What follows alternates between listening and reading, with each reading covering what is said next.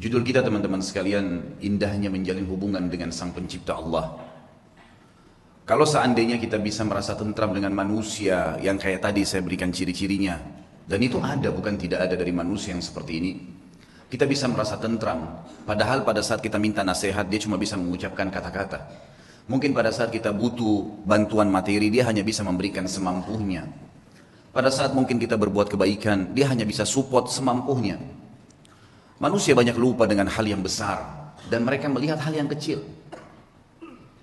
Seringkali yang saya kasih contoh di dalam materi-materi sebelumnya, kita kadang-kadang kagum dengan pelukis yang melukis dengan lukisan kecil, yang dia mengambil lukisan dari sesuatu yang kita lihat depan mata kita, dan kita bangga dengan lukisan dia, karena persis seperti apa yang kita lihat. Padahal manusia itu hanya menciplak saja, dan lukisan manusia tidak pernah bisa bergerak. Tapi lukisan Sang Pencipta, kalau seorang pelukis bisa melukis pohon kelapa dan kita kagum karena warnanya persis seperti itu, tidak bisa bergerak. Dia hanya sekedar bisa membuat kita kagum kalau melihatnya dan mengenang pada saat dia melukisnya. Tapi lukisan Sang Pencipta, saudaraku, bergerak daunnya, buahnya bisa diincipi rasanya, bisa dilihat, lautannya bisa bergerak, manusianya bisa bergerak.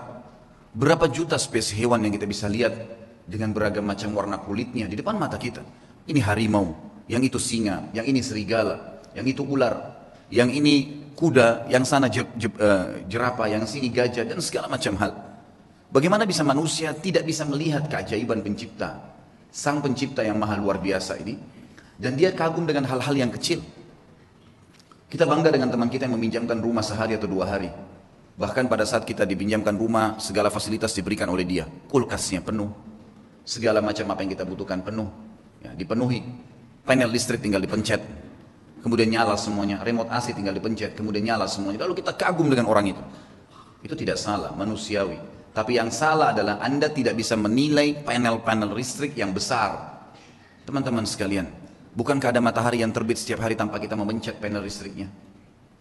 Bagaimana misalnya kita bangga dengan panel listrik yang kecil, dan kita lupakan listrik yang luar biasa, yang tampaknya tidak ada makhluk yang bisa hidup.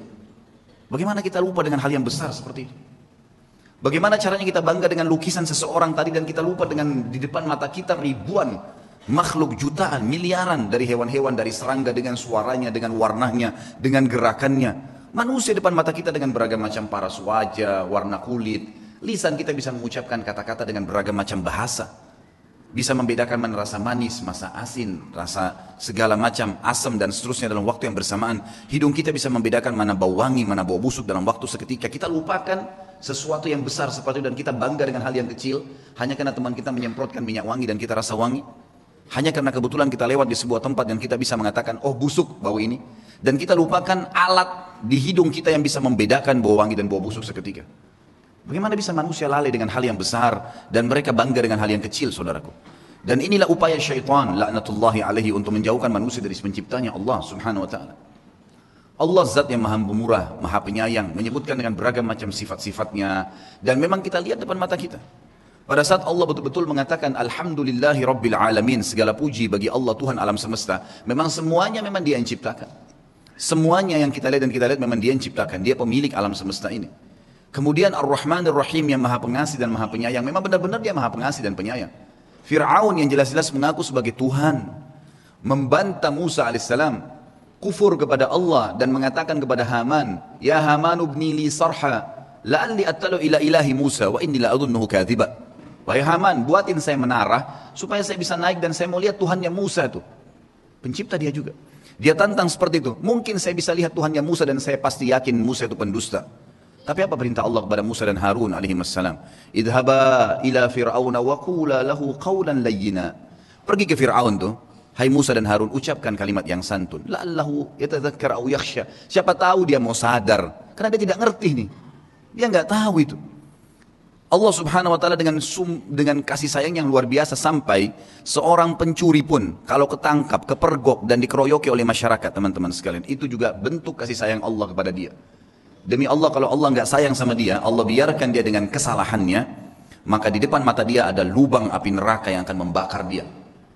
Allah sudah ingatkan sebelum dia mencuri, sebelum dia kepergok, ada rasa takut, rasa khawatir, kemudian mungkin ketangkap sekali, tapi tetap dia ngotot. Bagaimana caranya Allah berhentikan? Didatangkan sebuah masalah yang berat buat dia supaya dia kapok. Kalau Allah biarkan dia tidak kebongkar, bayangkan berapa banyak kerusakan yang akan dibuat oleh orang ini. Dan Allah tahu dengan kemahamurahannya dan kasih sayangnya, hamba ini nggak ngerti, bodoh nih. Dia akan jatuhkan dirinya pada neraka yang dia sulit untuk selamat pada saat itu. Lebih baik sekarang kamu digebukin dan kamu akan tahu bahwasanya itu adalah berbahaya buat kamu kalau kamu lanjutin. Ibnu Qayyim rahimahullah, seorang alim ulama yang mengenal Tuhannya dan tahu bagaimana menjalin hubungan dengan Allah, berkata, Allah itu, kata beliau, kalau saya memberikan penjelasannya tidak disamakan dengan makhluk, tapi contoh beliau datangkan. Seperti seorang anak yang sedang minta tolong pada orang tuanya, kemudian orang tuanya belum memberikan kepada si anak tadi. Kenapa tidak diberikan? Karena ternyata si anak ini mau keluar dan bergaul dengan temannya yang buruk. Kalau anda semua di sini membayangkan memiliki seorang anak, masih baru SMP, masih baru balik, kemudian tiba-tiba ada temannya ugal-ugalan, jelas narkotika, jahat orangnya, kemudian mengajak teman kita, anak kita dan menggodahnya untuk supaya keluar bersama dia di malam minggu misalnya, jelas mau ke tempat-tempat yang salah. Dan anda sebagai orang tua, kira-kira kita izinkan tidak? Tidak bakal diizinkan. Kalau orang tua yang berakal, dia tidak mengatakan tidak, nak, tidak bisa. Ayah, ibu tolong izinkan saya, jangan. Ayah, ibu tahu, kenapa kita melarangnya? Karena kita tahu anak ini tidak mengerti. Enggak kok, saya bisa jaga diri. Enggak mungkin kok bisa jaga diri, nak. Ayah dan ibu lebih tahu. Kata Ibnu Qayyim, Allah Azza wa Jalla lebih tahu dan lebih cinta pada hamba dari dirinya sendiri. Wong Allah penciptanya kok. Allah lebih tahu. Sampai kalau saking bentuk kasih sayangnya Allah, sampai keluarnya kotoran, maaf, dari dubur dan kemaluan anda, itu bentuk kasih sayang Allah. Bayangkan kalau Allah nggak keluarin tuh bekas-bekas makanan. Bukankah orang kalau nggak bisa ngeluarin angin dalam 2-3 hari atau seminggu kembung kemudian harus ke rumah sakit? Bukankah kalau orang tidak, kita cuma tahu makan, kita nggak pernah tahu mana yang ada bakterinya atau tidak dari makanan tersebut, begitu masuk tenggorokan lalu tersortir dengan alami, dengan sistem yang luar biasa, sehingga mana yang jadi nutrisi tubuh, mana yang jadi kotoran. Dan dengan luar biasa Allah cuma memberikan rasa, kita cuma tahu masuk, oh ya mau buang air besar, masuk kamar mandi membuangnya. Kita tidak pernah berpikir, bukankah anda mencium baunya busuk? Artinya bayangkan kalau tertinggal di perut kita bau yang busuk seperti itu. Tapi kita cuma tahu manusia melihat hal yang kecil, oh ya sudah selesai buang air besar, udah keluarlah, udah selesai, tinggal tahu makan lagi. Siapa yang menggerakkan motor di tubuh anda ini? Siapa yang membuat mengelolanya? Siapa yang mengeluarkannya? Siapa yang membaginya? Siapa yang mengaturnya? Dan segala macam pertanyaan yang tidak bisa sebenarnya kita gambarkan, teman-teman sekalian. Saya sekarang ingin menyampaikan, mudah-mudahan Allah ikhlaskan niat kita, terutama buat diri saya sendiri tentunya, indahnya menjalin hubungan dengan Allah Subhanahu wa taala. Kalau kita sudah mengenal Tuhan kita, teman-teman sekalian, dan caranya sederhana, hadiri majelis ilmu seperti ini, pelajari tentang rukun Islam, rukun iman, dalami tentang Allah Subhanahu wa taala, rutinkan terus jalankan, maka dengan izin Allah kita akan sampai pada titik nanti mengenal Tuhan kita. Dan kalau kita sudah mengenal Tuhan kita dan kita sudah akrab dengannya, perhatikan efeknya. Kita akan menjadi manusia yang super luar biasa. Kalau ada manusia, teman-teman sekalian, yang setiap kali diajak oleh temannya berbuat maksiat, dia jalan saja. Manusia, itu biasa. Tapi anda bisa menjadi manusia yang luar biasa kalau mau. Di saat lagi diajak pada hal-hal yang haram, kita nolak, bisa. Dan itu hanya satu saja, orang yang tahu dan mengenal Tuhannya Allah Subhanahu wa taala. Sampai pada hal yang kecil, teman-teman sekalian. Sampai pada hal yang kecil, kita bisa terbentuk pribadi kita menjadi manusia yang luar biasa. Saya akan mulai dengan kisah seorang anak muda yang ada di Irak, terkenal dengan kesolehannya. Orang ini dalam kisah yang sedang saya baca, saya tidak temukan namanya. Tapi kita ambil ibrah, pelajaran. Orang ini saking kekuatan hubungannya dengan Allah luar biasa, kalau azan langsung ke masjid on time, tidak pernah ketinggalan saf pertama. Dari pakaiannya sudah penampilannya sangat dekat dengan Allah. Kalau ngomongnya selalu cuma ayat Al-Quran, nasihat, hadis Nabi SAW. Hidupnya sebenarnya begitu. Kalau bekerja mencari yang halal, pokoknya sudah di jalan Allah Subhanahu wa taala. Orang ini memiliki kelebihan fisik, sangat gagah. Di Baghdad terkenal pada saat itu dia adalah anak yang paling gagah. Umurnya juga masih sekitar 19 tahun pada saat itu kisah ini terjadi. Sampai menjadi buah bibir di kalangan seluruh wanita di Baghdad pada saat itu. Berharap wanita bisa ngobrol saja sama dia, karena luar biasa. Tampannya, orangnya santun, sampai dikejar-kejar. Yang terjadi saudaraku, ada satu wanita kaya, seorang istri pejabat pada saat itu, terkenal dengan kecantikannya, kekayaannya. Semua laki-laki juga mengejar dia, karena kelebihan fisik yang dia miliki. Dia berkata kepada orang di sekitarnya, saya akan menaklukkan laki-laki itu dan pasti dia akan berzina dengan saya. Yang terjadi saudaraku, dibuatlah sebuah tipu daya syaitan di depan rumah orang ini, perempuan ini. Kebetulan waktu suaminya lagi pergi bertugas keluar kota, dan zaman dulu orang kalau tugas berbulan-bulan dan Allahu a'lam bisa kembali atau tidak, karena memang mereka pada zaman itu tidak ada komunikasi, tidak ada transportasi kayak kita sekarang, tidak ada alat komunikasi menurut saya yang bagus seperti sekarang dan tidak ada transportasi. Ini jelas dia lagi di rumahnya, dia berhias dengan semaksimal mungkin kecantikan yang dia miliki dengan semerbak minyak wangi yang luar biasa. Kemudian dia bilang sama dayang-dayangnya, kalau anak muda itu lewat di depan rumah, bilang kalau di dalam rumah ada orang yang sedang sakit dan tidak ada laki-laki yang bisa bantu, tolong bawa ke tabib. Dijebaklah anak muda ini, begitu dia lewat, tiba-tiba dayang-dayangnya keluar 3-4 orang dengan teriak-teriak, tolong bantu, tuan kami sedang sakit. Sampai akhirnya tidak ada laki-laki dan tolong bantulah. Akhirnya si laki-laki ini masuk ke dalam rumah tersebut.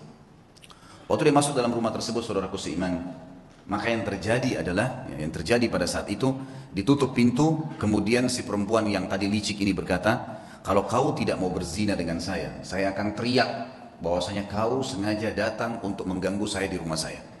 Dijebak. Waktu itu rumah semua berdekatan, sedikit teriakan sudah kedengar. Serba salah, apa yang harus dia lakukan?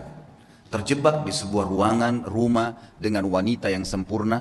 Terjebak di sebuah ruangan, wanita di depan matanya dengan kesempurnaan, cantik, kaya, punya jabatan. Tinggal minta dia berzina saja. Hanya itu. Dia bisa menikmati, dia bisa mendapatkan harta, dan seterusnya. Tapi saudaraku, orang yang sudah mengenal Tuhannya Allah berbeda. Dia sudah tahu siapa dia sudah tahu siapa yang akan dia hadapin dari makhluk juga ini. Dia sudah tahu bagaimana hukum Tuhannya, dia sudah tahu janji-janji Allah nanti kalau dia meninggalkan yang haram, nantinya di surga akan dibalas apa. Dia sudah pelajari semuanya. Maka dia pun berdoa kepada Allah mengatakan, ya Allah, engkau tahu bagaimana aku menjaga hubunganku denganmu dengan baik. Dan dari dulu aku sudah selalu digoda untuk melakukan hubungan dengan lawan jenis dan aku selalu menahannya. Kenapa sekarang aku tiba-tiba masuk dalam sebuah jebakan syaitan yang seperti ini? Selamatkanlah ya Allah. Tiba-tiba dia rasa mules, perutnya nggak enak. Kemudian dia bilang, saya mules, saya butuh kamar kecil. Kata perempuan tersebut, kamar kecil di depan mata saya ini, buka, silakan masuk. Tapi tetap setelah kau keluar, kau akan zina dengan saya. Kalau enggak, saya akan teriak. Dia masuk, kemudian dia buang air besar dalam kisah ini, maaf, kisahnya memang begitu. Buang air besar, setelah buang air besar, muncul ide dari pikiran dia. Tiba-tiba Allah berikan petunjuk, dia mengambil kotorannya sendiri, dia tempel di bajunya. Pada saat dia keluar dari ruangan tadi, si perempuan kaya ini yang terkenal dengan kebersihannya, kecantikannya segala, kaget melihat. Tadinya bajunya rapi orang ini, tiba-tiba penuh dengan kotoran dia sendiri. Lalu dia mengatakan, kenapa kau begini? Dia bilang, saya begini orangnya. Inilah yang sedang terjadi sekarang. Maka, kalau kau memang mau berzina, saya orangnya sudah seperti ini kotoran di badan saya. Akhirnya perempuan tersebut mengatakan, keluarkan laki-laki ini jorok dan kotor. Dikeluarkan dari perempuan tadi, dan dia begitu keluar di depan rumah perempuan tadi, sujud syukur kepada Allah selamat dari zina. Bagaimana seseorang kalau tahu dan mengenal Tuhannya, dia akan menyelamatkan dirinya dari dosa, bukan cuma terjerumus. Sudah terjebak masih bisa lari, teman-teman sekalian. Betapa lemahnya banyak orang di antara kita, bukan cuma dijebak, dianya sengaja jerumuskan dirinya. Padahal sabda Nabi SAW jelas dalam hadis Bukhari. Kalau seseorang hamba berbuat dosa, satu dosa kecil, tertetes di dalam hatinya titik warna hitam, kelam. Kata ulama hadis begini, maksudnya apa tetesan hitam itu? Dia akan merasa beberapa hari ke depan hidupnya gelap, hidupnya sulit dengan satu dosa kecil. Hidupnya sulit, kelam, banyak pintu-pintu rezeki yang masih tertutup sampai titik hitam itu bersih. Apa kata Ibnu Umar radhiyallahu anhu? Aku mengetahui beratnya dosa kecil yang aku lakukan. Akar dzam, dosa yang paling kecil, mungkin kita cuma melihat sesuatu yang biasa, mungkin cuma sekedar dengar sesuatu yang tidak disengaja. Saya tahu Allah mengharamkan saya sholat berjamaah subuh di masjid sebulan. Terharamkan dari ibadah gara-gara dosa yang paling kecil bagi dia.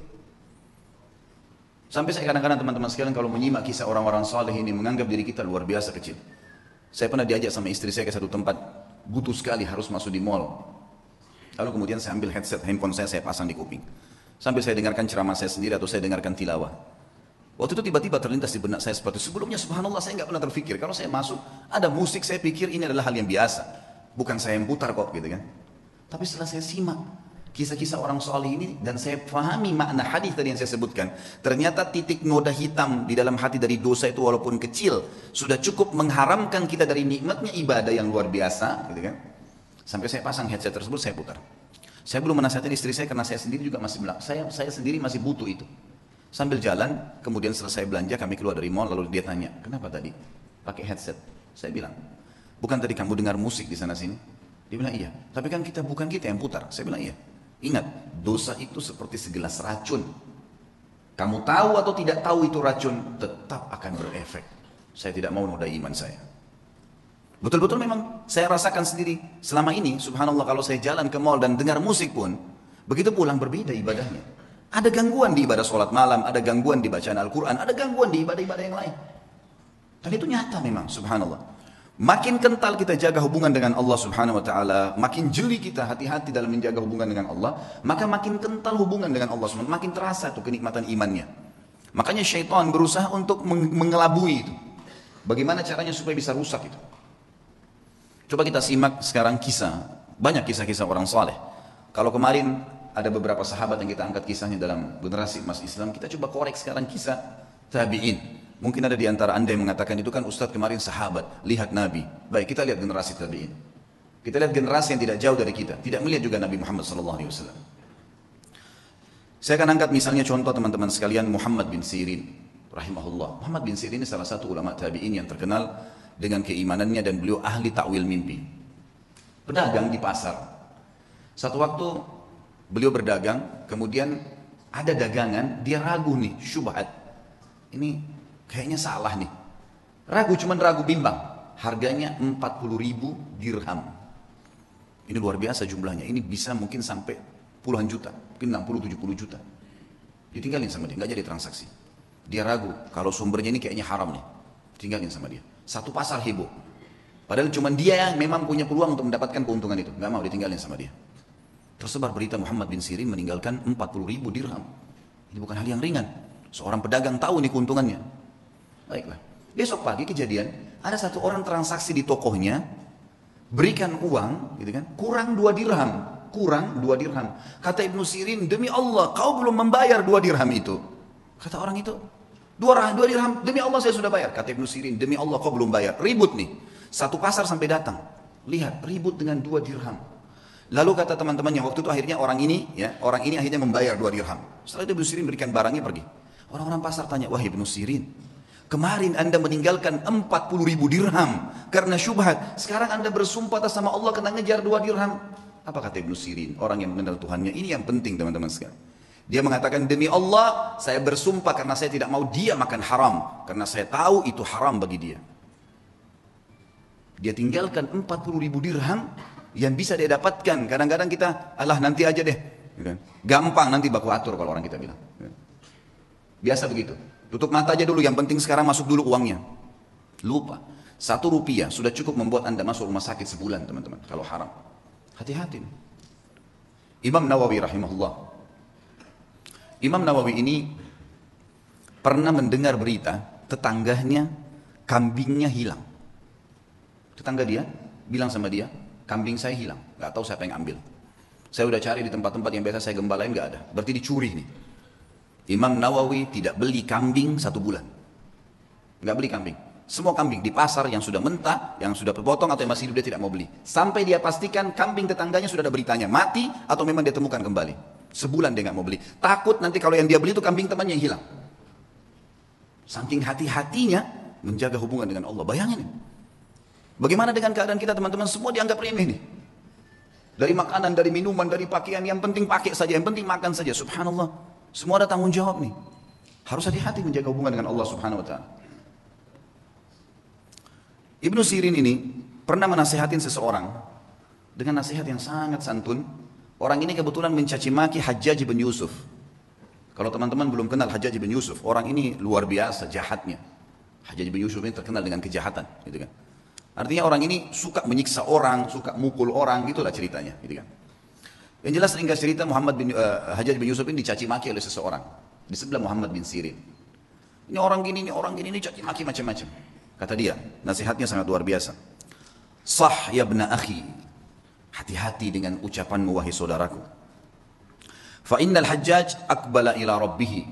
Ketahuilah Hajjaj ini yang sedang kau bicarakan sedang menuju kepada Tuhannya. Dia sedang menuju kematian. Tidak usah khawatir, sejahat apapun dia, sehebat apapun dia, pasti mati. Dia sedang menuju ke Tuhannya. Wa innaka innama taqdimu 'ala Allahi yaumal qiyamah, dan kau juga sedang menuju kepada Tuhanmu dan kau akan bertemu dengannya pada hari kiamat nanti. Satajid anna ahkara adh-dham min dhunubika asharru min 'ala nafsika min a'dham fa'alahu Hajjaj. Dan pada hari itu, di hari kiamat, kau akan temukan dosamu yang paling kecil Kau akan lebih khawatir dan lebih takut daripada dosa terbesarnya Hajjaj yang pernah dia lakukan. Dia akan dihukum sama Allah. Tapi nanti hari kiamat kau akan temukan dosamu yang paling kecil adalah sesuatu yang lebih kau takuti daripada dosa terbesarnya Hajjaj. Falikulli imri'in sya'nun yughnih. Ketahuilah, semua orang akan sibuk dengan perkaranya sendiri. Ya. Wa'lam anna Allah azza wa jalla sayakhtassu minal Hajjaj mimman zalamahum.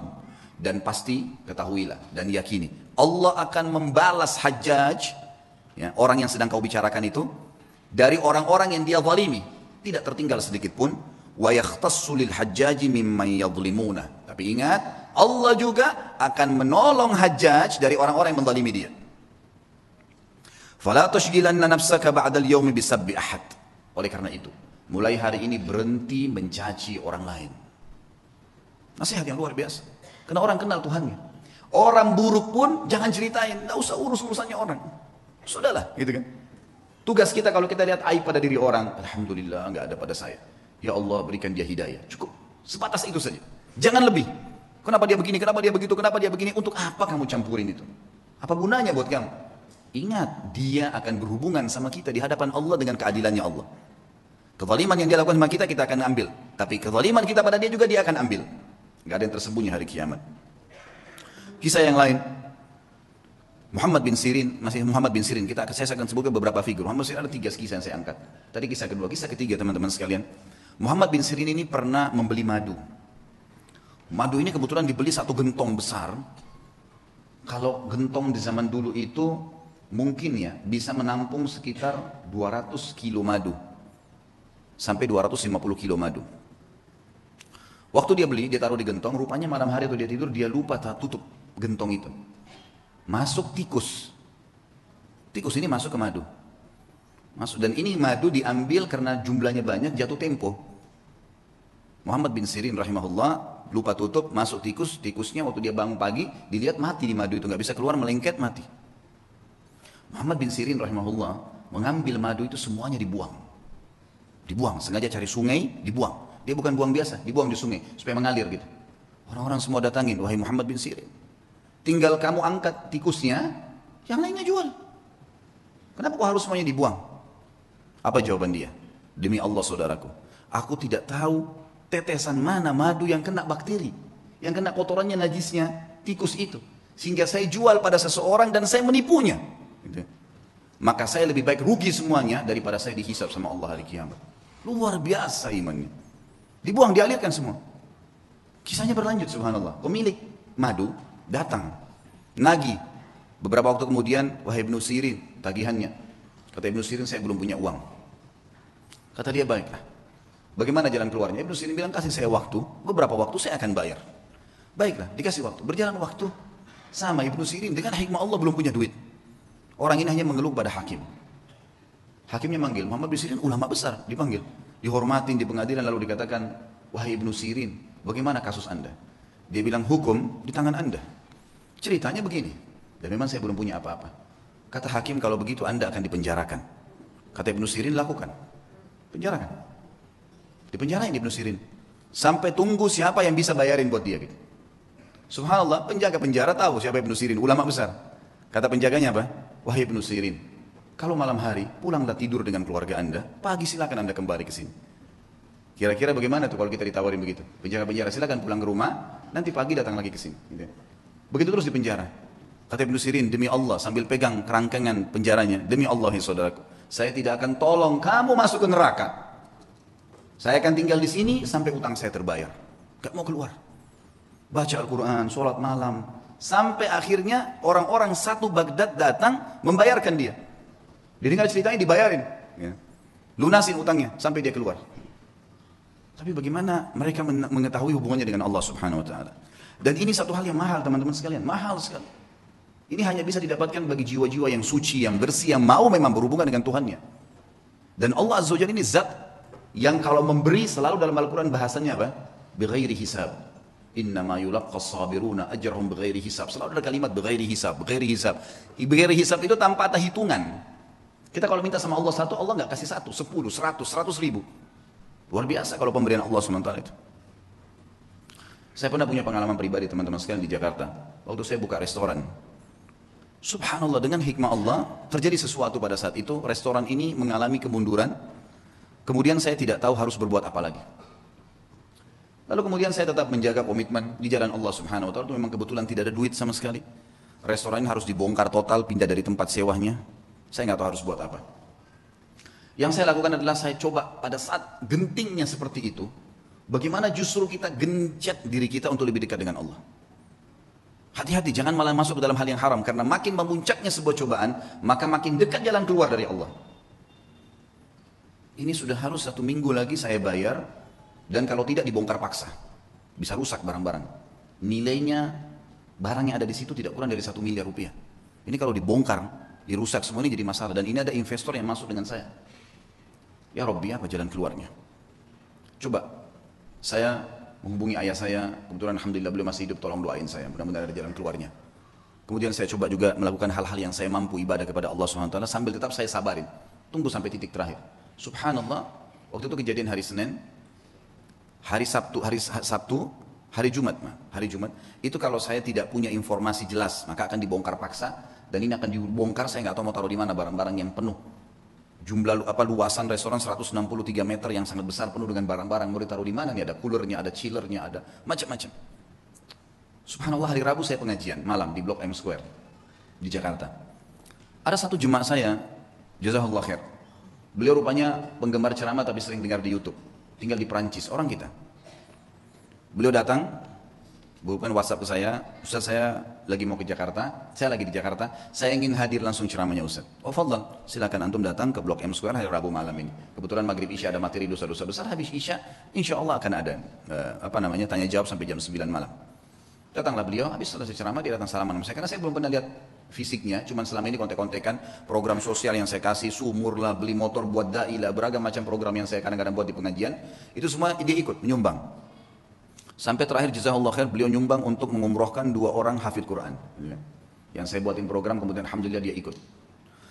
Yang jelas teman-teman sekalian, saya waktu itu kemudian saya ngobrol sama dia habis sholat, lalu kemudian saya kasih di mobil saya, kebetulan ada beberapa buku agama, silakan ambil.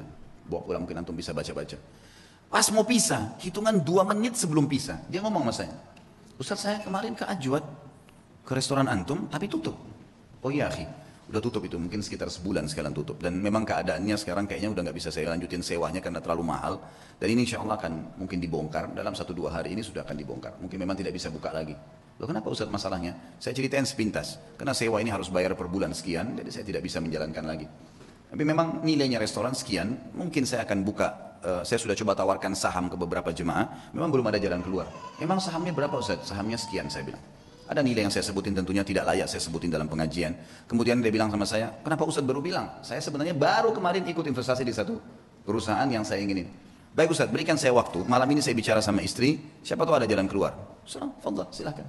Saya pulang ke rumah, kemudian saya setelah mandi segala, mungkin sekitar jam 10 malam saya dihubungin sama beliau. Ustaz saya sudah musyawarah sama istri, kayaknya saya akan ikut sama antum nih.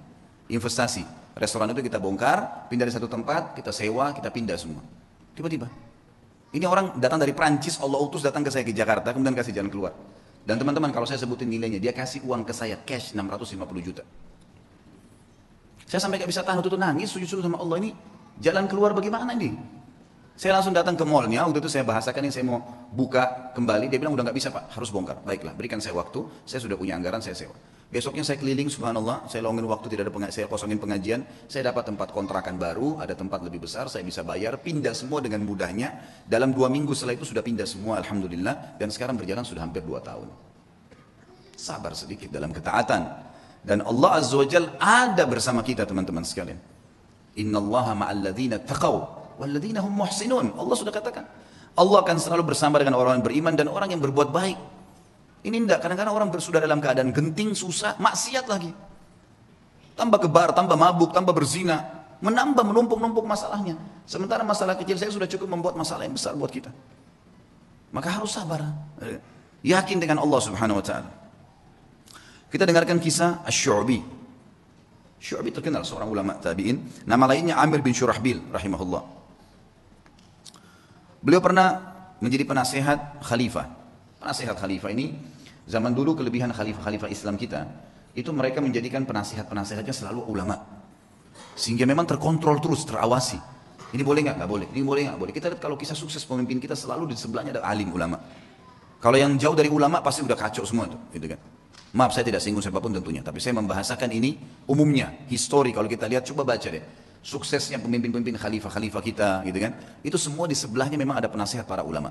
Waktu Abu Bakar menjadi khalifah, penasihatnya Umar bin Khattab. Waktu Umar bin Khattab jadi khalifah, Ali bin Abi Thalib dan Utsman menjadi penasihatnya. Waktu Utsman bin Affan, Abdurrahman yang menjadi penasihatnya Ali bin Abi Thalib dan Talha, dan Sa'ad bin Abi Waqqas. Terus begitu, mereka saling meminta orang-orang di sebelahnya jadi penasihat. Subhanallah, khalifah ini sangat terkenal dengan kesolehannya. Abdul Malik bin Marwan namanya. Saleh, dia jadikan penasihatnya Syu'bi. Syu'bi seorang ulama yang terkenal, ulama hadits, ulama fikih dan seterusnya. Pernah satu waktu khalifah ini menahan sebagian orang, tapi belum jelas orang ini salah atau enggak. Penjarain dulu deh, gitu. Dipenjarain dulu untuk memastikan orang ini salah atau tidak. Gitu. Maka beliau di sebelah khalifah tidak tinggal diam, langsung menasihatin mengatakan, "Ya Amiral Mukminin, wahai pemimpin orang-orang yang beriman, in kunta habastahum bil batil, kalau anda menahan mereka dengan batil, nggak benar nih, fal haqqu yukhrijuhum, pasti kebenaran akan mengeluarkan mereka. Wa in kunta habastahum bil haqq, fal af'u yas'auhum. Kalaupun anda menahan mereka karena mereka salah, maka Allah lebih memuji sifat memaafkan." Nasihat yang luar biasa. Maka Abdul Malik pun rahimahullah langsung memaafkan orang-orang tersebut, menyelesaikan hak-haknya orang yang diambil, ya. Tentu kemudian pada saat itu bukan hal mencuri, bukan hal yang apa ya, hal-hal yang masih bisa ditoleransi, karena memang ada perseruan yang akhirnya masih bisa ditoleransi. Akhirnya dimaafkan oleh Abdul Malik, tapi posisi di sini Syu'bi menasihatinya. Pernah satu waktu Syu'bi ini diutus oleh Abdul Malik bin Marwan menuju ke Kaisar Romawi. Kisah yang kedua tentunya. Pada saat dia pergi ke Kaisar Romawi, teman-teman sekalian pas tiba di sana, Kaisar Romawi heran dengan kecerdasan Syu'bi. Dengan 2 hari di istana Romawi dia sudah bisa tahu berapa jumlah kamar, bangunan ini dari apa komposisinya, tamannya seluas apa. Banyak hal yang aneh-aneh yang ditahu oleh Syu'bi dalam 2 hari di istananya gitu. Lalu dia kagum dengan kecerdasannya. Maka dia ingin buat kekacauan nih, dia kirim surat. Surat ini dia bilang kepada Syu'bi, "Wahai Syu'bi, kasih ini kepada khalifahmu. Jangan buka, kasih ke dia." Dia bilang, "Baiklah." Syu'bi menjaga amanah, dikasih kepada Amir Mu'minin Abdul Malik. Lalu waktu dibuka tulisannya begini. Dari Kaisar Romawi kepada yang terhormat Raja Muslim Abdul Malik bin Marwan. Saya melihat bahwasanya orang yang sedang kamu utus ini sangat cerdas. Dan kayaknya dia yang paling layak menjadi khalifah. Gitu. Bahasa begitu. Lalu Abdul Malik ini menutup surat lalu mengatakan kepada Syu'bi, "Apa kau tahu apa yang terjadi? Surat ini apa isinya?" Dia bilang, "Demi Allah tidak, wahai Amir Mu'minin. Amanahnya adalah titipin surat ini, kasih ke Amir Mu'minin. Kira-kira kalau kita tahu isi suratnya seperti itu, masa kita mau kasih ke khalifah?" Gitu ya. Kalau secara akalnya. Memang dia nggak buka. Apa adanya. Dan orang yakin kepada Allah Subhanahu Wa Taala. Sehebat apapun tipu daya yang dibuat oleh manusia, wa makaru wa makarallah wallahu khairul makirin. Mereka mengatur tipu daya dan Allah juga mengatur tipu daya. Dan Allah sebaik-baik pengatur strategi tipu daya. Mau kemana dia muter-muter? Mau kemana dia buat data palsu? Surat-suratnya sampai kemana gitu. Ya.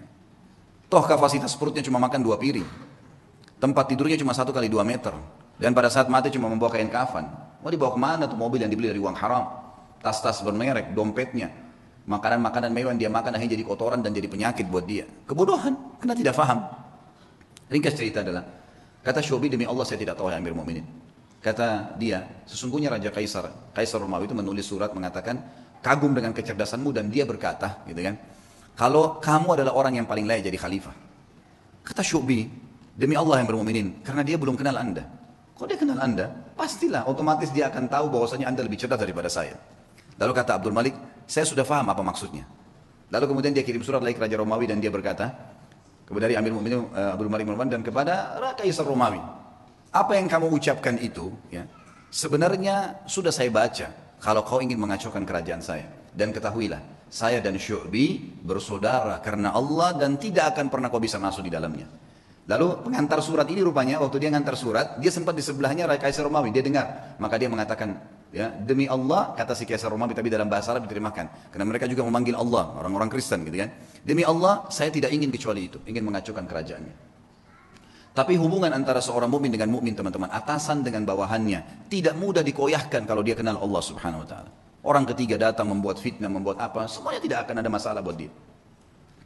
Kisah yang lain, Atha bin Abi Rabah rahimahullah. Atha bin Abi Rabah ini teman-teman sekalian pernah, tentu Atha ini sedikit saya berikan gambaran, dan ulama mengatakan dalam ilmu jarh wa ta'dil, dalam ilmu hadis kita boleh ada hal-hal yang boleh disebutkan kalau berhubungan dengan kekurangan seseorang, kalau memang itu ciri khasnya, atau sesuatu yang kalau disebutkan tanpa menyebutkan nama pun, nah ini masuk bukan dalam ghibah. Ya jelas ulama menyebutkan ciri fisik di sini, seperti mereka menyebutkan Nabi SAW jarbu, tidak tinggi tidak pendek, itu bukan aib. Atha bin Abi Rabah ini seorang budak hitam, kulit hitam, disebutkan dalam buku-buku tentang penjelasan biodata beliau, orangnya kurus, kaki kanannya pincang, mata kanannya rusak. Fisiknya sangat kurang, rahimahullah. Tapi waktu Atha bin Abi Rabah menjadi ulama, khalifah waktu itu Sulaiman bin Abdul Malik, adiknya tadi Abdul Malik bin Marwan itu, anaknya Abdul Malik bin Marwan, waktu sudah meninggal ayahnya dia jadi khalifah. Sulaiman bin Abdul Malik ini orangnya baik, khalifah dan suka dengan alim ulama. Dia mengeluarkan peraturan kalau tidak boleh mengeluarkan fatwa di musim haji kecuali Atha bin Abi Rabah. Orang alim ulama, karena ini dalam haji tidak boleh sembarangan nih. Sampai Atha bin Abi Rabah dapat julukan ya alimnya ulama, gurunya para ulama. Ulama-ulama pun kalau datang di Mekah banyak meminta nasihat dari beliau. Atha bin Abi Rabah ini rahimahullah, di musim haji datanglah Sulaiman ibn Abdul Malik khalifah dengan anaknya, dengan ketampanannya, dengan dayang-dayangnya, dengan kebesarannya, buka kemah besar, kemudian masuklah wukuf di Arafah.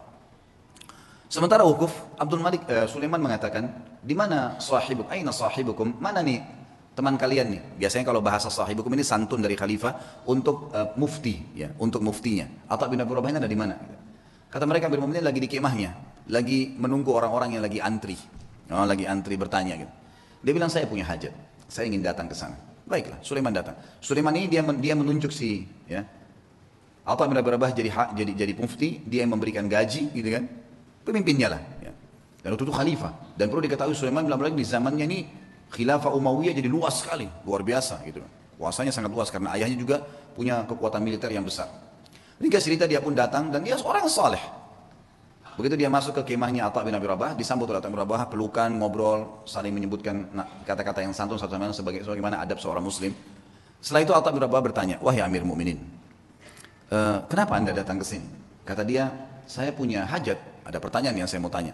Kata Atha bin Abi Rabah, ini orang tadi saya bilang ya, kekurangan fisiknya ada, dia pegawainya, yang datang ke dia ini, kalau mungkin maaf teman-teman di gubernuran sini, presiden langsung yang datang, bukan cuma gubernur. Langsung datang, langsung ke ruangan dia, karena ada hajat yang dia mau sampaikan misal. Gitu kan. Datanglah teman-teman sekalian, lalu dia mengatakan, atau mengatakan hajat anda pribadi, pertanyaan pribadi, atau hajat umat Islam. Kata Amir Mukminin, hajat saya pribadi, pertanyaan saya pribadi. Atha mengatakan, kalau begitu Amir Mukminin, mohon maaf, anda keluar, antri bersama muslimin. Karena ada yang sudah antri sebelum anda punya hajat pribadi. Kalau itu hajat umat Islam, saya akan dahulukan anda. Orang di sekitar Sulaiman ini marah. Tapi Sulaiman diam. Rahimahullah. Beliau sangat luar biasa. Mana ada presiden atau raja mau dipermalukan begini? Kan tinggal jawab selesai kan gitu. Tapi beda nih. Ini namanya muru'ah ya. Kehormatan, menjaga kesucian kehormatan dengan Allah. Luar biasa. Silakan anda antri, karena muslimin sudah antri sebelum anda. Sulaiman keluar, antri. Ini orang di belakangnya sudah pada marah nih, ajudan-ajudannya segala sudah luar. Ini kalau bukan karena Sulaiman, dalam riwayatnya dikatakan kalau bukan karena Sulaiman diam, maka kami sudah ngamuk nih gitu. Gitu kan? Ini kalau orang sekarang sudah remuk-remuk tulangnya gitu kan. Subhanallah antri. Dan Atha bin Abi Rabah dalam kisah ini dikatakan menjawab fatwa dengan tenang. Hukumnya begini, sampai selesai, sampai giliran datang Sulaiman. Begitu datang bertanya, dijawab juga dengan tenang. Sudah selesai, pulang, sudah pamit pergi. Begitu kembali ke istana, tentu ada masalah nih ya. Sulaiman bin Malik dengan keimanannya juga akhirnya dia mengatakan, kumpulin semuanya, kumpulin semua kerabat saya yang ada hadir di sini dan semua ajudan pemerintahan. Panggil semua kumpul. Di kemah yang besar mereka kumpul, lalu dia mengatakan, apa yang kalian lihat bukanlah sesuatu yang mempermalukan. Amir Mukminin, raja, bukan sesuatu yang mempermalukan. Dan demi Allah, Allah memuliakan Atha bin Abi Rabah dari saya karena ilmunya. Dan di dalam Islam memang seorang alim di atas seorang amir. Dan memang saya punya hajat pribadi, maka jangan pernah ada yang merasa marah dengan Atha bin Abi Rabah, karena saya sendiri tidak marah dengan dia. Dan wahai anak-anakku dan para ajudanku, belajarlah agama, karena ilmu agama akan mengalahkan singasana para khalifah. Tapi bagaimana teman-teman, khalifah bisa begitu, Atha bin Abi Rabah alim bisa begitu. Dan semua dengan lapang dada bisa menjaga. Kenapa? Karena mereka yakin ada raja yang sebenarnya, Allah Azza wa Jalla. Kita teman-teman cuma kebetulan saja beda formalitas, di baju bedanya cuma sementara. Ini jabatannya, oh ini si fulan, ini mobilnya bedanya begini. Itu cuma hiasan, kemasan. Sama dengan makanan, misal kalau di Makassar ada coto yang ditaruh di mangkuk yang mahal, ada yang ditaruh di piring yang biasa.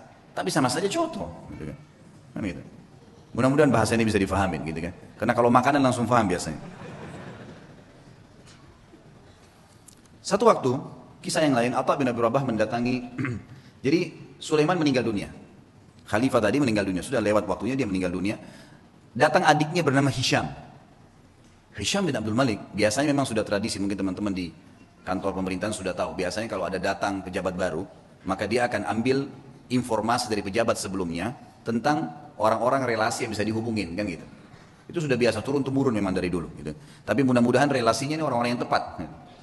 Yang jelas Hisham bin Abdul Malik sudah tahu, kakaknya ini, Sulaiman, terkenal dengan kesolehannya, dengan kealimannya, dia telah menunjuk ya, Atha menjadi mufti. Maka dia tidak mau ganggu tuh, dibiarin Atha jadi mufti. Lanjutin fatwanya.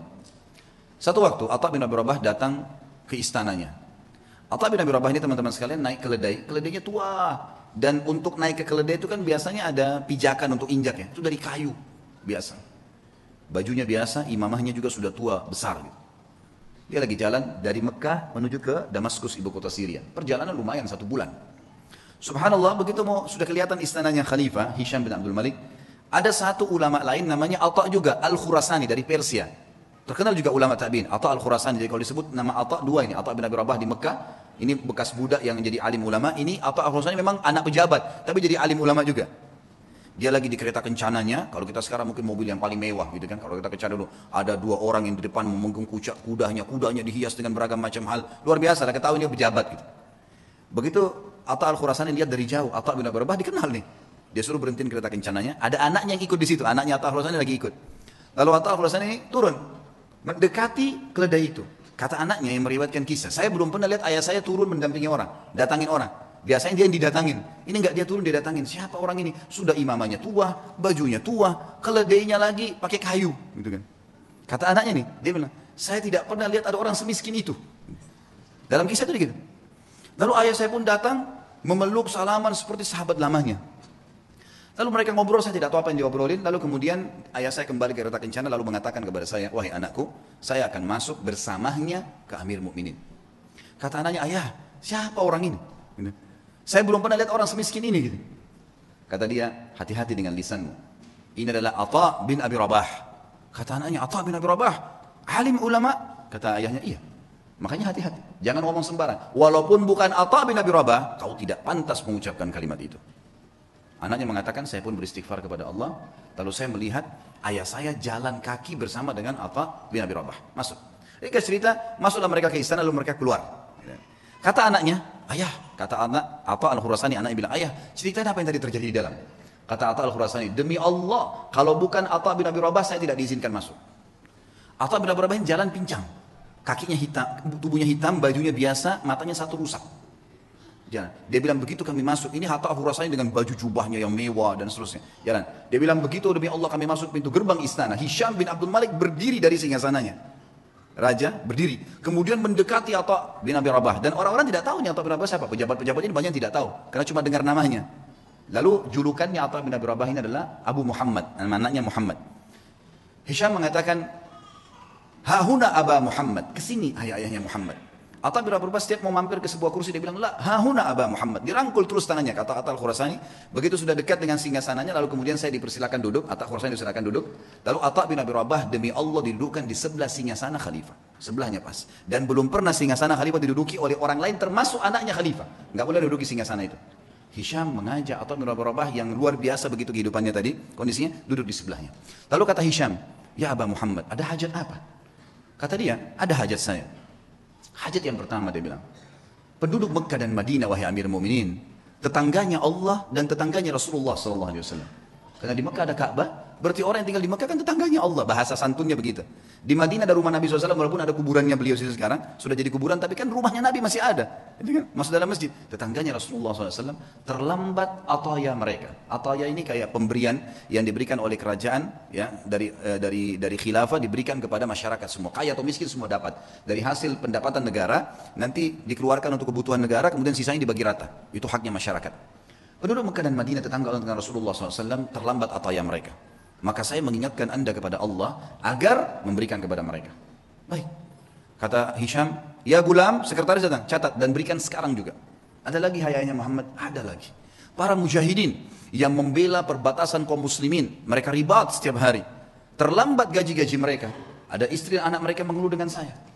Maka berikan hak mereka. Ya gulam, catat, segera jalankan pesannya Abah Muhammad. Ada lagi hayanya Muhammad, terus aja Atta menyampaikan hajat muslimin. Gak ada hajat dia pribadi nih, hajat begini, hajat begitu. Ringkasnya adalah, terakhir sudah 5 hajat, 6 hajat disampaikan. Kata Amir Mu'minin, masih adakah hayat Muhammad?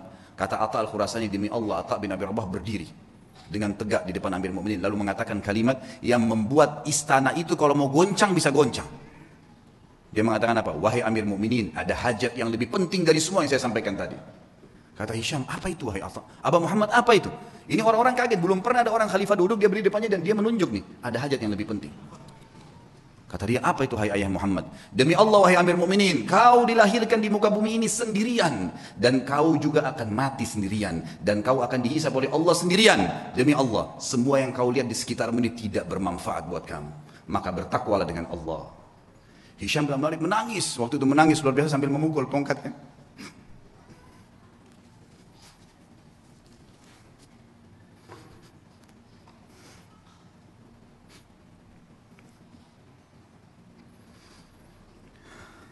Nah, Hisham bin Abdul Malik akhirnya memukul tongkatnya sambil menangis, teman-teman sekalian. Lalu mengatakan jazakallahu khairan, semoga Allah balas anda dengan kebaikan. Gitu.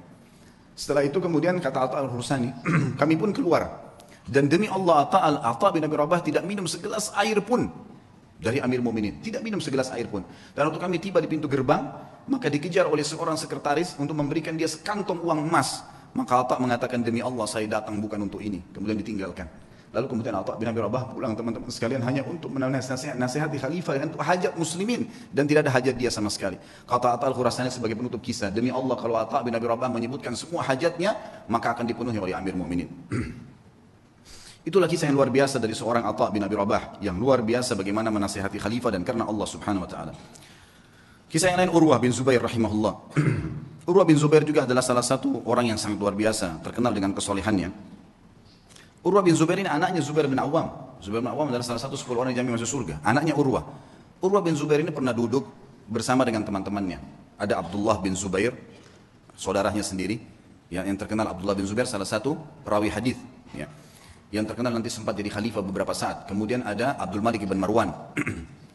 Dan ada lagi satu adiknya Abdul Malik bin Marwan. Duduklah mereka di depan Ka'bah, lagi ngobrol anak-anak muda ini. Kemudian mereka sambil berkata, cobalah kita saling memohon kepada Allah, berharap sesuatu yang paling diharapkan di depan Ka'bah. Siapa tahu Allah kabulkan. Berkatalah Abdullah bin Zubair, saya berharap menjadi khalifah, menguasai Hijaz, Mekah dan Madinah. Lalu adiknya berkata, adiknya lagi, yang satu mengatakan, saya mau menjadi penguasa Khurasan, wilayah Persia. Abdul Malik mengatakan, kalau itu angan-angan kalian, maka saya berharap menjadi khalifah muslimin secara umum, menguasai semua wilayah Islam. Tiga-tiganya sudah berangan-angan, lalu mereka kembali kepada Urwah. Wahai Urwah, kalau kamu bagaimana? Kata Urwah, semua yang kalian harapkan duniawi. Berharap menjadi khalifah, berharap menguasai ini dan seterusnya. Kalau saya berharap menjadi seorang alim ulama muslimin, mengajarkan mereka tentang halal haramnya sang pencipta Allah. Dan saya berharap balasan darinya. Maka selesailah, bubarlah mereka. Ternyata subhanallah, angan-angan itu dikabulkan oleh Allah. Abdullah bin Zubair sempat menjadi khalifah beberapa bulan. Adiknya juga sempat menjadi gubernur di Khurasan. Abdul Malik setelah itu menjadi khalifah muslimin yang besar. Dan Urwah bin Zubair pun rahimahullah diterima oleh Allah menjadi alim ulama sampai menjadi 7 ulamanya Madinah pada saat itu. Ringkas cerita. Urwah bin Zubair pernah diuji oleh Allah Subhanahu wa taala. Ujiannya berat. Orang-orang beriman ini ujiannya berat, tapi subhanallah iman itu dijadikan ya. Kalau begini memahami teman-teman, kalau ada ujian yang berat datang kepada antum, lihat orang yang lebih berat. Misal masalah utang, terlilit utang, misal ada penyakit. Coba lihat orang yang lebih berat. Karena ada orang yang lebih berat daripada kita, pastinya itu. Tidak mungkin tidak. Dan juga teman-teman sekalian bersangka baiklah dengan Allah. Kata Nabi SAW dalam sebuah hadis Bukhari, hadis Qudsi, kata Allah SWT, ana inda dhanni abdi bi. sesuai dengan perasaan hambaku. Maka kita harus tahu teman-teman sekalian, kalau Allah sedang mencoba kita, berarti dengan cobaan tersebut Allah sedang mencintai kita. Karena kalau tidak sedang dicoba, kita akan jauh dari ibadah. Orang kalau datang cobaan itu, sebenarnya dia makin dekat dengan Allah. Dan umurnya makin pendek untuk menuju ke akhirat. Artinya makin pendek, tidak ada peluang untuk berbuat dosa lagi. Pendek dari sisi kemaksiatan, gitu kan. Dia tidak bisa berbuat dosa lagi karena tidak ada waktu. Antum kalau lagi sakit keras terus diajak ke diskotik. Diajak pergi apa, diajak buat apa. Nggak ada waktu. Orang yang buat dosa itu biasanya kalau banyak waktu lihai-lihaya, lagi kosong, lagi nggak ada cobaan, lagi enak, mobil mewah, uang banyak, itu maksiat nanti. Allah dengan maha cintanya kepada hambanya, dengan kemahamurahannya mendatangkan cobaan supaya dia tetap begitu, biarin dia begitu, karena dia Allah tahu dengan begitu makin pendek umur untuk bermaksiat, tidak ada waktu bermaksiat, dan dia makin dekat dengan akhirat, dan itu pahalanya sudah cukup untuk memberikan derajatnya di surga sampai pada target. Seperti itulah. Maka nikmatin tuh cobaan, jangan terlalu banyak mengeluh. Coba nikmatin. Nanti akan kita sebutkan kisahnya. Urwah rahimahullah, beliau pernah mendatangi seorang khalifah, adiknya lagi Hisham, namanya Al-Walid ibn Abdul Malik. Al-Walid ibn Abdul Malik ini teman dekatnya dia, gitu ya. Jadi khalifah setelah kakaknya meninggal, kemudian diundanglah Urwah bin Zubair rahimahullah dari Madinah datang ke Irak, di Damaskus waktu itu. Dia bawa anak laki-lakinya, teman-teman sekalian.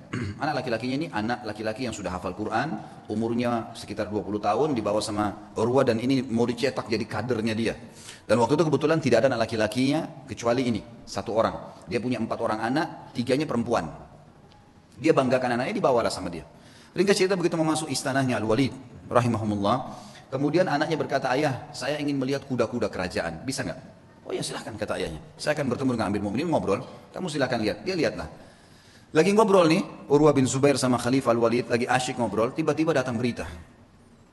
Seorang pengawal masuk ketakutan, tiba-tiba memotong pembicaraan Khalifah, dan ini adabnya pada saat itu, ada peraturan di kerajaan tidak boleh memotong pembicaraan Khalifah, kecuali penting sekali.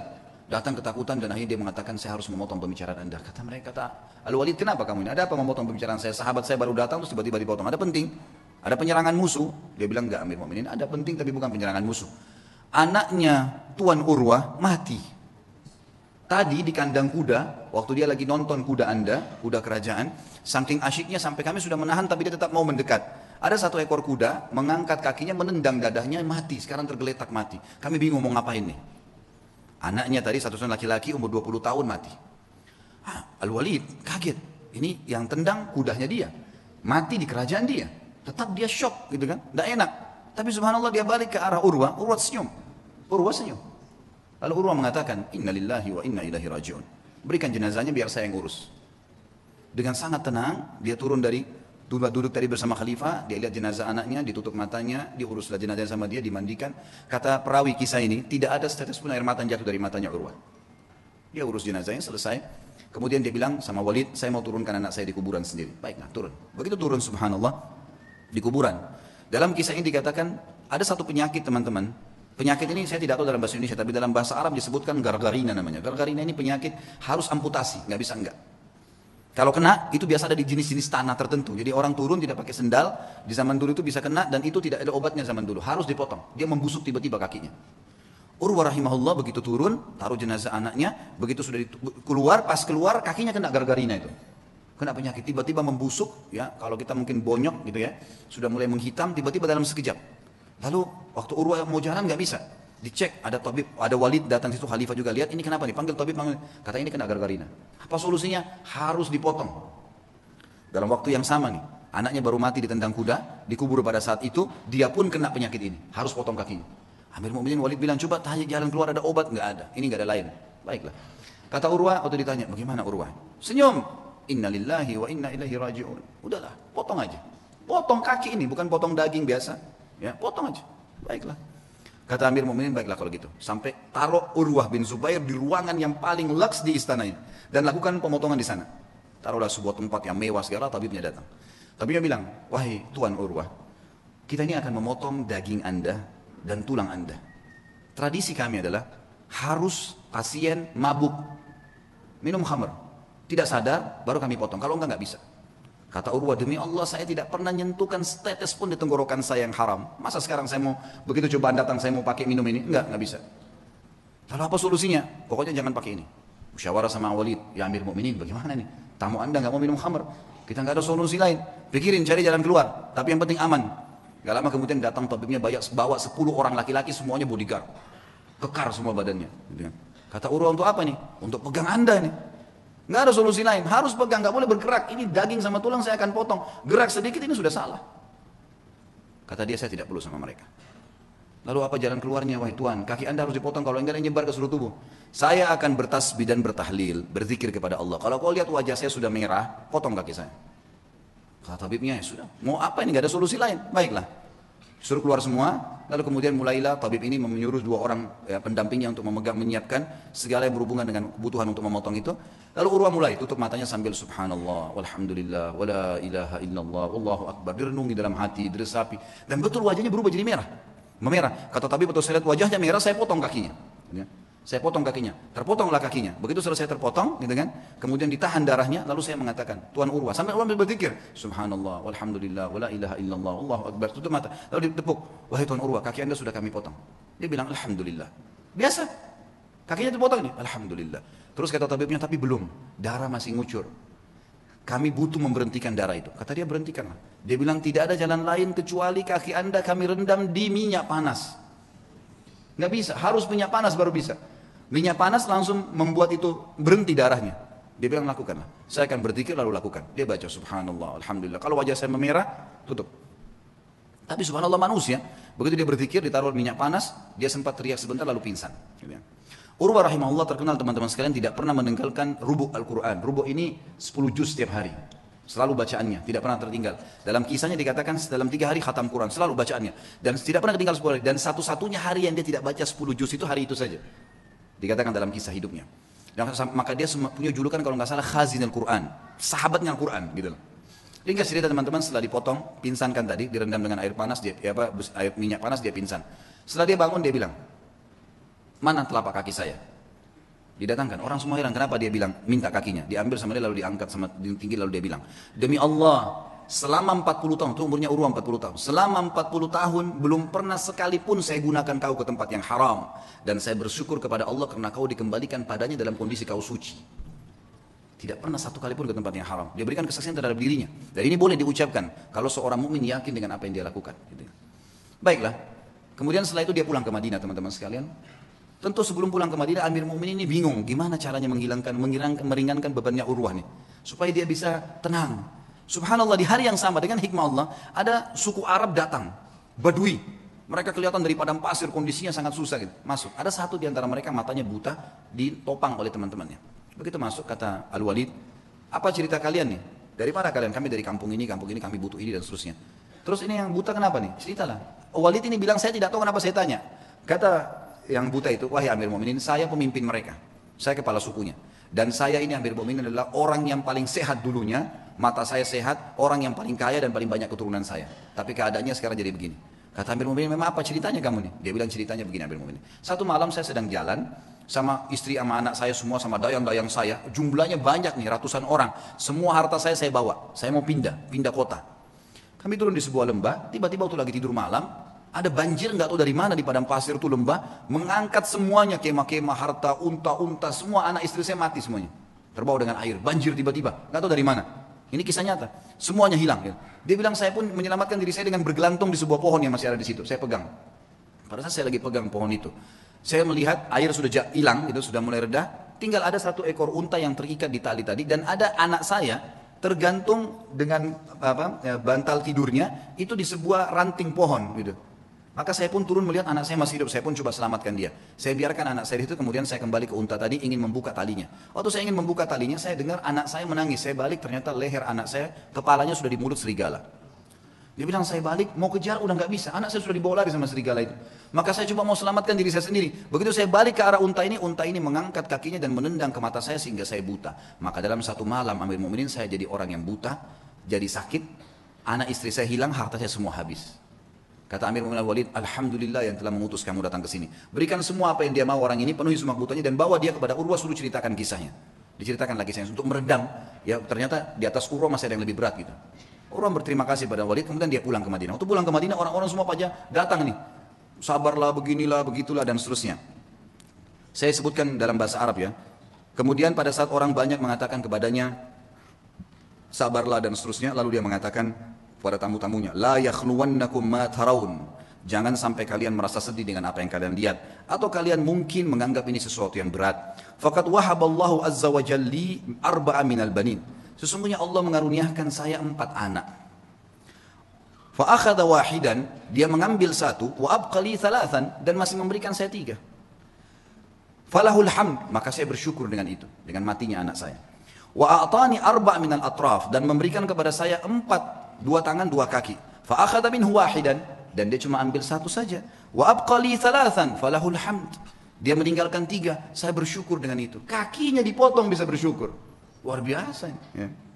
Fa wallahi, demi Allah dia bilang, dia motivasi dirinya dan juga motivasi kepada orang yang dengar. Lau akhadallahu minni qalila, kalau seandainya Allah mengambil sedikit dari saya, faqad abqali katsira, dia telah meninggalkan buat saya hal yang banyak. Fa in ibtalani marrah, kalau dia coba saya dengan 1 kali, faqad talama afani marrat, dan dia telah memaafkan saya dan menyelamatkan saya dalam banyak kejadian yang lain.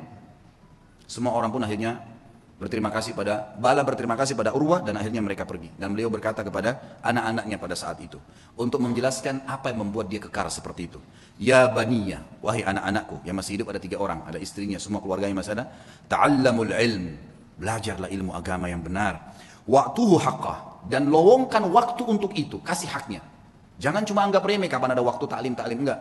Lowongkan waktu, harus setiap hari dengar ilmu. Innakum in takunu sighara qaumin, kalau seandainya hari ini kalian menjadi orang yang kecil, fa'asallahu an yaj'alakum bil ilmi kubara'al qaum, maka satu waktu pasti Allah jadikan kalian orang yang besar karena ilmu itu.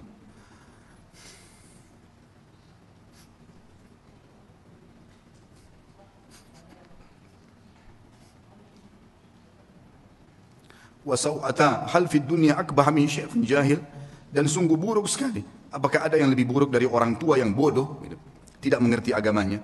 Lalu beliau berkata juga, iyyakum antaraw sadaqata annaha sadaqatun bal i'tabaruha hadiyah.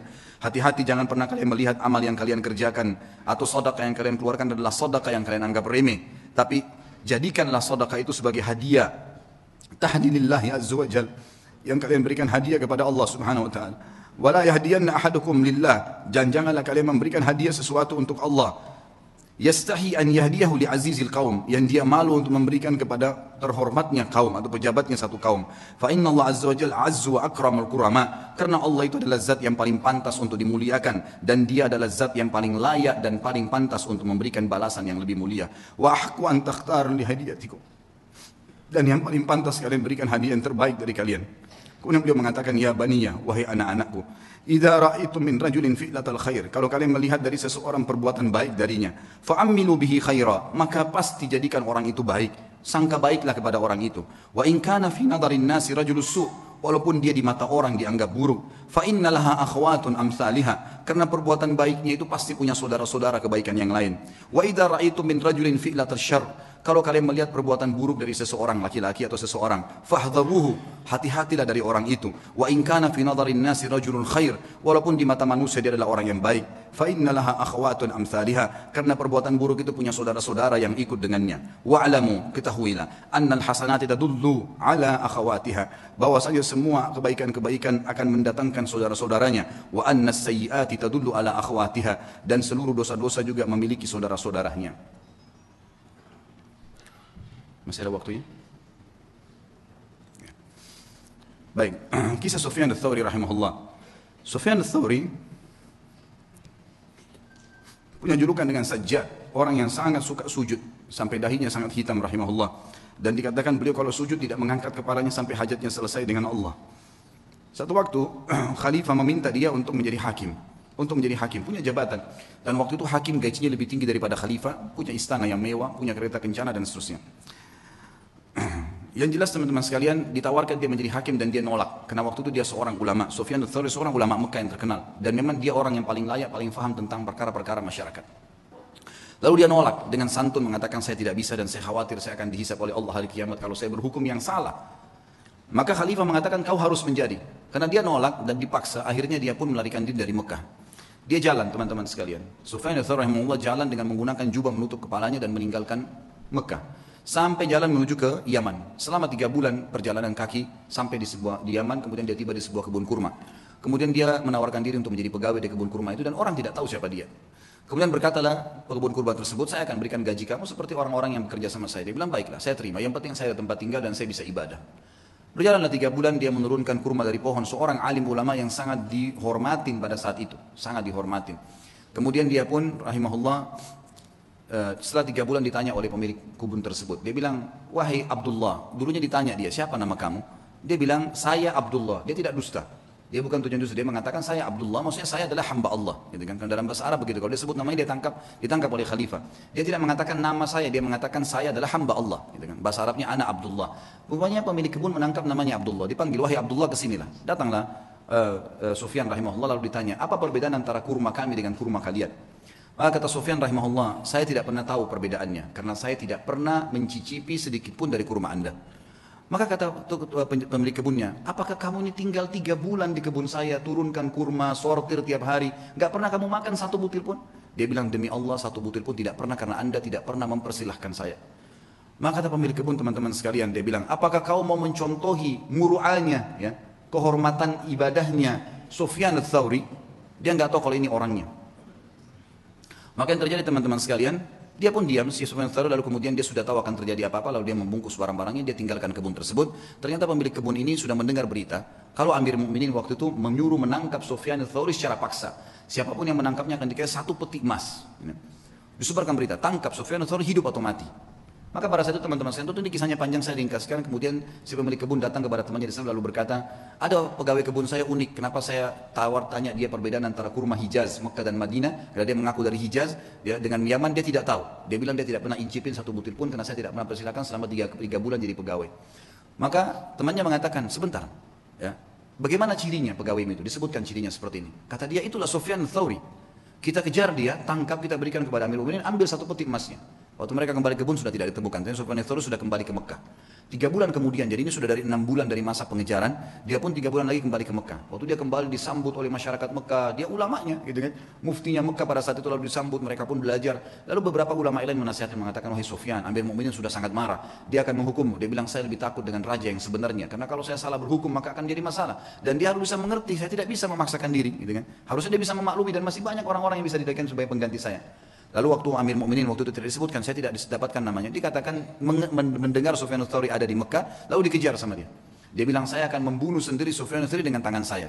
Kata temannya yang meriwayatkan kisah ini, Sufyan ats-Tsauri itu mendengar berita tersebut pun, kemudian dia sujud, sholat 2 rakaat di depan Ka'bah, kemudian dia sujud, dan demi Allah, saya tawaf 7 kali, dia belum mengangkat kepalanya dari sujud di sujud yang pertama. Jadi sujud tidak pernah angkat. Saya tahu pertama dia masuk sujud pertama, yang kedua, yang ketiga, sampai 7 kali tawaf. Ini kurang lebih memakan waktu mungkin setengah jam lebih ya. Itu kalau cepat, kalau lambat mungkin bisa lama, lebih lama. 7 kali tawaf bisa sejam kalau lagi padat-padatnya. Maka dia sujud, dia bilang, saya duduk di sebelahnya dan saya tahu itu sujud pertama karena setelah dia masih angkat sujud yang kedua, kemudian dia berdiri rakaat kedua dan 2 sujud selanjutnya. Yang jelas teman-teman sekalian, setelah saya sholat, saya melihat dia, kata perawi kisah ini, mendatangi Ka'bah lalu memegang kain Ka'bah sambil mengatakan, aqsamtu bika rabbi, saya bersumpah atas namamu hai Tuhanku, jangan biarkan khalifah ini untuk masuk ke Mekah. Maka yang terjadi adalah dikatakan dalam kisah ini, Amir Mukminin pun waktu khalifah itu waktu mendekati pintu gerbang Mekah, ya, sempat berkemah dan meninggal sebelum masuk ke dalam Mekah. Tapi yang jelas, kisah yang kita ambil dari Sufyan ats-Tsauri adalah bagaimana beliau rahimahullah takutnya kepada Allah, mengalahkan takutnya kepada pemimpin manusia, dan dia meninggalkan jabatan yang tinggi karena takut dihisab hari kiamat. Kemudian yang terakhir teman-teman sekalian adalah kisah seorang sahabat yang masyhur namanya Rubi'i al-Amir rahimahullah. Ini saya tutup dengan kisah ini. Rubi'i bin Amir rahimahullah adalah seorang ulama, bukan seorang ulama, salah satu pasukan perangnya Sa'ad bin Abi Waqqas yang akan masuk, yang diutus oleh Sa'ad bin Waqqas untuk mendatangi, ya, Rustum. Rustum ini adalah panglima perangnya Romawi, Persia, panglima perangnya Persia. Rubi' al-Amir bin Amir rahimahullah ini terkenal sekali orangnya. Waktu dipanggil oleh Umar bin Khattab untuk berjihad, maka dia pun mengambil panci masaknya yang dia letakkan di kepalanya karena tidak punya topi untuk berperang. Panci masak dipakai jadi topi, kemudian pisau dapur dibawa untuk berperang. Dia tidak punya pedang. Dia nunggangi keledainya yang tua, ikut di pasukan. Oleh Amir Mu'minin Umar bin Khattab disuruh jalan. Subhanallah, Sa'ad bin Abi Waqqas waktu itu diutus pasukan oleh Umar bin Khattab dengan 30.000 pasukan menghadapi 240.000 pasukan Persia. Dan Persia kaget. Waktu mereka pun tahu 240.000, mereka tidak mundur sedikit pun. Maka Rustum ini ahli perang. Dia bilang, saya mau tahu dulu bagaimana sih kekuatan 30.000 itu, kok berani benar? Seperti apa sih kekuatan mereka? Dikirimlah surat kepada Sa'ad bin Waqqas negosiasi. Datanglah satu dua orang terus menerus negosiasi dan semuanya hampir sama perkataannya. Tapi yang paling pertama datang adalah Rubi'i bin Amir rahimahullah radhiyallahu anhu. Sahabat Nabi yang mulia ini datang dengan keledainya. Gitu kan? Dia bawa pisau dapur dan ada tombak yang dia pinjam dari temannya. Dia datang, begitu tiba di istana, kata Rustum, buat dia tidak masuk ke istana kecuali sudah hormat dengan saya. Dan hiasi semua istana ini dengan emas. Semuanya, pintu gerbangnya hiasi dengan emas, semuanya taruh harta-harta gelimpangin gitu. Buat mereka mau tahu gila harta enggak ini? Semuanya, bantal-bantal semua singgasana hiasi dengan emas, semuanya taruh emas, geletakin emas di sana sini. Dibuat semewah mungkin. Waktu datang Rubi'i radhiyallahu anhu, begitu melihat kejadian tersebut, dia turun dari keledainya, lalu dia mengatakan, ya, bagaimana dengan undangan kalian? Kata mereka, kau tidak bisa masuk kecuali kau harus menghormati Rustum. Mengatakan, wahai Rustum yang terhormat, saya pamit mau masuk. Kata Rubi'i, saya tamu dan saya yang harus dipamiti untuk masuk, bukan saya yang pamit. Lalu Rubi'i melihat di situ ada tikar permadani, di atasnya banyak emas. Sama beliau disengkirin emasnya, permadani itu diambil, dipotong pakai pisaunya dia, dibelah dua, diambil, ditaruh di keledainya, dianggap sebagai ghanimah, harta rampasan perang, ditaruh sama dia. Kemudian dia mengatakan, ini pembukaan harta rampasan perang kami kalau kau tidak buka pintu gerbang. Sendirian. Dan Rubi'i ini perlu anda tahu, orangnya pendek, kecil. Bukan orang yang tinggi kekar. Orang-orang Persia waktu itu tinggi besar, kekar-kekar semuanya. Diberitakan ke dalam. Kata Rustum, baiklah, tutup pintu gerbang, buka sedikit saja, supaya dia masuk tunduk kepada saya. Diperintahkan masuk, pintu gerbang dibuka sedikit. Memang tidak bisa orang masuk, harus tunduk. Maka Rubi'i lihat, subhanallah, Allah memberikan orang beriman itu hatinya bisa melihat, ya. Dia bisa membaca, namanya firasatul mu'min. Maka dia lihat, ini pasti ada tipu daya nih. Yang dia lakukan, dia balikkan pantatnya dia balikkan keledainya, lalu dimasukkan dari balik belakang. Ya. Sehingga yang tadinya dia harus tunduk, ini dibalik, jadi bokong yang di belakang. Dilaporkan ke Rustum, ini yang dilakukan sama orang ini. Malah sekarang dihinain. Lalu dia naik keledainya, dia jalan. Subhanallah, tuh dia jalan, dia tidak turun dari keledai. Keledainya dimasukkan di istana Rustum dengan karpet-karpet yang mewah, pisau dapurnya dipakai, bolong-bolongin bantal tuh semua. Bantal-bantal yang mewah. Semua ini karpetnya ditusuk-tusuk dengan tombaknya sama dia. Sampai tiba depan Rustum. Panci di atas kepalanya, pisau di tangannya, tombak di tangan, pisau tangan kanan, ini tangan kiri, tombaknya. Kata Rustum dipanggil penerjemah, tanya kepada mereka nih, mau apa sebenarnya datang ke sini? Terjemahkan, hai orang-orang Arab, kalian kan dulu di padang pasir, tidak punya apa-apa kecuali gembala kambing. Untuk apa kalian datang ke sini? Kalau kalian butuh harta, sebut saja, kami akan kasih pulang. Kalau kalian butuh gembalaan, kami kasih berapa bun unta dan kambing yang kalian mau. Kalau kalian ingin jabatan, kami akan jadikan, pilih siapa yang terbaik, kami akan jadikan sebagai pemimpin kalian dan kami akan kasih gaji. Lalu jawaban Rubi'i rahimahullah, ini orang kalau sudah mengenal Tuhan, dia mengatakan, kami datang dari sana tidak butuh dengan harta yang sedang kau pamerkan ini. Dan kami datang mengeluarkan seluruh hamba, termasuk kamu dan kami, dari menyembah makhluk kepada menyembah pencipta sang makhluk. Itu saja. Kalau kau patuh, maka kau dengan kerajaanmu, kami akan pulang. Hukum Allah. Berhenti menyembah, karena waktu itu raja mereka Kisra dianggap Tuhan. Berhenti menginjak Kisra. Kisra pun tetap dengan kerajaannya, kau tetap sebagai panglima perangnya, semua kau miliki, tidak ada yang hilang di sini. Cuma itu saja, kemudian kami pulang. Lalu kata si Rustum, baiklah kalau gitu, izinkan kami berpikir, mungkin butuh waktu. Kata Rubi'i, berapa lama kalian butuh? Sehari, 2 hari? Kata Rustum tidak, mungkin kami butuh 2 bulan, 3 bulan berpikir, musyawarah dulu. Kata Rubi'i, saya hanya kasih kalian waktu maksimal 3 hari. Karena pemimpin kami Nabi SAW mengizinkan musuh berpikir 3 hari maksimal. Tidak boleh lebih daripada itu. Kata Rustum, terjemahkan ke orang ini. Ini siapa? Pemimpin mereka. Kata Rubi'i, terjemahkan. Kau pemimpinnya? Dia bilang bukan. Saya pasukan yang paling di belakang. Gitu. Saya ini pasukan yang paling biasa, prajurit yang paling biasa. Kata Rustum, terjemahkan lagi. Kenapa kok bisa ambil keputusan begitu? Dia bilang, dijawab sama dia. Karena agama kami mengajarkan dari pemimpin muslim sampai masyarakat biasanya keputusannya satu. Kalau saya sudah berikan amanah, keamanan, semua harus patuh terhadap pemimpin saya. Muslim semua begitu. Kami satu jasad. Kata Rustum, baiklah, izinkan pulang orang ini. Begitu diizinkan pulang, kata Rustum, tulis surat kepada Kisra. Ini yang sedang kita hadapin nih, semuanya 30.000 manusia yang kayak gini nih. Ini untuk dihadapin susah nih.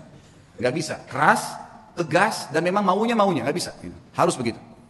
Tidak ada jalan lain. Keputusan tangan Anda, berperang atau kita mengalah saja. Ini gak bisa. Karena Kisra nggak berhadapan sama pasukan muslimin, dianggap kuat, udahlah pasukan, perang aja, lawan, gitu kan. Ini kesirat dari peperangan tentunya, tapi yang kita ambil pelajaran bagaimana Rubi'i radhiyallahu anhu teman-teman. Orang kalau mengenal Allah, harta jadi kecil buat dia. Ya. Semua apapun yang Allah haramkan ditinggalkan, seindah apapun itu. Berapa banyak kisah tadi yang kita sebutkan, anak muda yang meninggalkan perzinahan dengan menaruh kotoran di bajunya, berapa banyak orang-orang soleh yang sudah kita sebutkan kisahnya. Yang jelas yang kita simpulkan teman-teman sekalian, berhubungan dengan Rabbul Alamin, sering komunikasi dengan dia sebagaimana dia sudah ajarkan kepada kita semua. Mau keluar rumah ada doanya, mau masuk rumah ada doanya, mau makan ada doanya, habis makan ada doanya. Doa itu apa? Komunikasi dengan Allah. Keluar rumah bismillahirrahmanirrahim, dengan nama Allah saya bertawakal, menyerahkan diri kepadanya. Kata Nabi SAW, kata Allah SWT, "Wa may tawakkal 'ala Allah fahuwa hasbuh." Yang bertawakal pada Allah, Allah jadi pencukup baginya. Seorang syekh pernah menangkap di Riyadh seorang penyihir besar. Penyihir terbesar ini datang dari Afrika, ditangkap. Waktu ketangkap, dia tanya syekhnya, saya nonton cuplikannya, dia bilang, "Bagaimana Anda bisa menangkap saya? Padahal saya menaruh ribuan jin di depan saya. Tidak pernah saya bisa ditembus nih, baru kali ini," dia bilang, "ada yang bisa tembus dari Anda." Dia bilang, "Karena kamu bodoh dan kamu tidak mengerti. Kalau saya keluar dari rumah saya tadi, saya membaca apa yang diajarkan oleh Rasulullah SAW. Bismillahirrahmanirrahim. Saya bertawakal kepada Allah. Dengan nama Allah saya tawakal kepada Allah. La hawla wa la quwata illa billah. Tidak ada yang kekuatan kecuali milik Allah. Dan saya yakin dengan doa saya, dan kata Nabi SAW, siapapun yang membaca doa itu pada saat keluar rumah, semua syaitan yang menemuinya akan berkata, orang ini tidak bisa kita ganggu karena Allah sudah lindungin. Itu sebabnya saya bisa tembus kamu. Bukan cuma itu, saya akan laporkan kamu dan kepala kamu akan dipenggal karena kamu seorang penyihir." Ditangkaplah penyihir tersebut teman-teman sekalian. Hubungan dengan zat sang pencipta yang maha kaya, menciptakan semuanya, itu adalah hubungan yang paling baik. Maka jalinlah hubungan yang baik dengan Allah, maka Allah akan baikkan semua. Sebagai penutup kata-kata saya, kata Nabi SAW, siapapun yang berbuat perbuatan yang Allah ridha, Allah cintai perbuatan tersebut, Allah akan buat semua makhluk mencintainya. Dan kalau seseorang berbuat perbuatan yang buruk yang Allah benci, maka Allah akan buat semua makhluk akan membencinya. Kata kuncinya kembali kepada Allah Subhanahu wa taala. Allahu a'lam.